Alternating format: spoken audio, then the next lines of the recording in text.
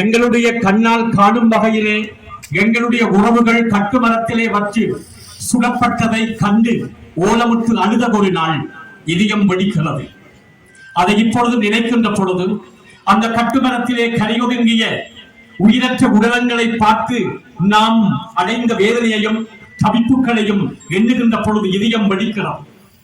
அதே போல் அன்றைய நாளும் மறுநாளும் இரவும் உயிர் நீத்த மற்றவர்களுடைய உடலங்கள் கரையொதுங்குமா என்று இறங்கிய விழிகளோடு இந்த கரையோரம் முழுவதும் நடந்து நடந்து பெருமூச்சு விட்ட நேரங்கள் இப்பொழுதும் எங்களுடைய கண்களுக்குள்ளே மிகவும் கவலையை தருகின்ற தருணமாக தெரிகின்றது.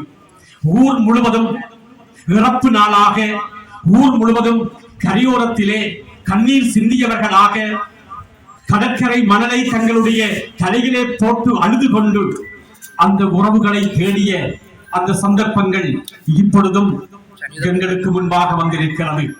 எங்களுடைய பிள்ளைகள் இங்கிருக்கின்ற இளையோர் நானும் என்னுடைய வாழ்க்கையிலே அனுபவித்திருக்கிறேன்.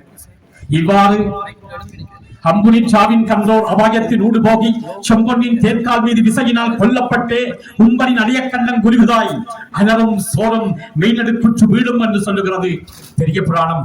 அங்கே சுட்டு அவர்கள் கட்டுமரத்தில் விழுகின்ற தருணத்தில் எங்களுடைய மக்கள் தரையிலே விழுந்தார்கள். அவர்களுடைய உடல்களை கரையிலே தண்ணீர் ஒழுக ஒழுக தூக்கி வந்து அடக்கம் செய்த அந்த நிகழ்விலே எல்லோரும் குற்றுகிறாய் இந்த மண்ணிலே தள்ளப்பட்டார்கள். அதற்கு பிறகு தன்னுயிர் கண்ணுவிய கலந்தா கரியாதாகி முன்னொரு புயத்திலின் முகத்தினில் கண்ணீர் வார மனுவன்பின் கோயில் வாயில் தூங்கிய மணியை சென்று கோப்பினால் துடைத்ததே என்று சொல்லுகிறது பெரிய புராணம். நீதி தேடி அலைந்தார்கள், அரசிடம் சென்றார்கள், மனித உரிமைகளிடம் சென்றார்கள். அவலமாக இப்படிப்பட்ட அப்பாவி பொதுமக்கள் கரையோர பகுதியிலே கட்டுமரத்திலே கஷ்டப்பட்டு மீன்பிடிக்கிற பொழுது ஸ்ரீலங்காவின் நேவி படைகள் வந்து கொத்து கொத்தாக சுட்டு போட்டு போகிறார்களே, இதற்கு நீதி என்ன என்று சர்வதேசம் வரை சென்றார்கள். அதற்கு பதில் அடுத்த 2 ஆண்டுகளில் தொடுவாய்க்கால், கற்பாடு, எல்லைக்கால் மற்றும் துணை தொடுவாய் மற்றும் சுண்டிக்குளம் மட்டும் முன்னோறி வந்த ராணுவத்தினர் 2 கைது செய்தார்கள். அங்கிருந்த குடிசைகளை தீப்பற்றினார்கள்.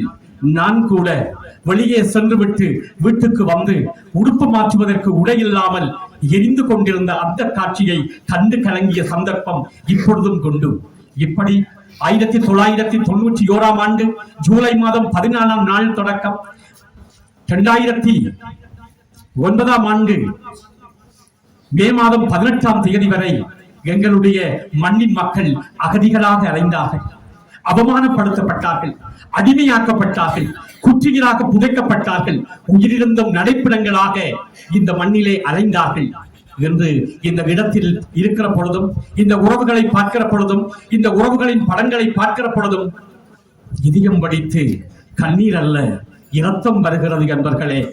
இப்படிப்பட்ட உயிர் தியாகங்கள், இப்படிப்பட்ட அபய தியாகங்கள், இப்படிப்பட்ட சொத்து தியாகங்கள், இப்படிப்பட்ட உணர்வு தியாகங்களை செய்து கட்டி எழுப்பிய இந்த மண்ணில் வாழ்ந்து கொண்டிருக்கிற நாம் எப்படிப்பட்ட வாழ்க்கை வாழ வேண்டும் என்று இங்கிருக்கிறவர்கள் நிச்சயமாக சிந்திக்கின்ற காலகட்டத்திலே நாம் இருக்கிறோம். போதைகளுக்கு அடிமையாவது அல்ல, சட்டவிரோத செயல்களில் ஈடுபடுவர் அல்ல, மாறாக இவர்கள் சிந்திய ரத்தத்திற்கு, இவர்கள் தியாகம் செய்த இந்த உயிருக்கு, எங்களுடைய மண்ணில் இருந்து எங்களுடைய நாட்டுக்காக உயிர் ஈர்த்த மாவீரர்களுக்காக, பொதுமக்களுக்காக, சுனாமியால் இறந்த உறவுகளுக்காக நாங்கள் இந்த மண்ணிலே நல்ல உள்ளம் கொண்ட மனிதர்களாக, மற்றவர்களை தாங்குகின்ற இதயம் கொண்ட மக்களாக, சாதனை படைக்கிற மக்களாக உருமாற வேண்டும் என்பதே இந்த இடத்தில் நான் உங்களிடம் கேட்டுக்கொள்ளுகிற விடயம். எங்களுடைய கட்டை நகர் மண் காவியம் படைத்த வரலாறை நாம் ஒருபோதும் மறக்க கூடாது. இது சாதாரணமான வரலாறு அல்ல, ரத்தத்தினால் எழுதப்பட்ட காவிய வரலாறு.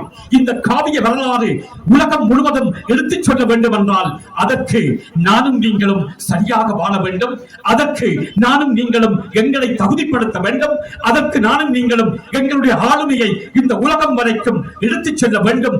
அப்பொழுதுதான் எங்களுடைய மண்ணுக்கு மட்டுமல்ல தமிழ் மக்களுக்கு நீதி கிடைக்கும். அந்த நீதியின் மூலமாக தமிழ் மக்களின் ஏக்கங்களும் உணர்வுகளும் மதிக்கப்படும். அத்தகைய ஒரு நாளுக்காக காத்திருக்கிறோம். அதற்காக நாங்கள் உறுதியோடு முன்னெடுத்து செல்ல வேண்டும். அப்படி செல்லுகிறவர்களோடு கரம் கோர்க்க வேண்டும்.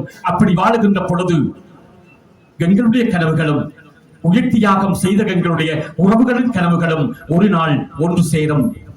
அதற்காக இந்த வேளையில் இறைவனை பிரார்த்திக்கிறேன், ஆசி கூறுகிறேன். இந்த உறவுகளின் ஆன்மா நித்தியத்திற்கு விளைவார அவர்களுக்காக இறைவனம் வேண்டி என்னுடைய உரையை முடிக்கிறேன். நன்றி.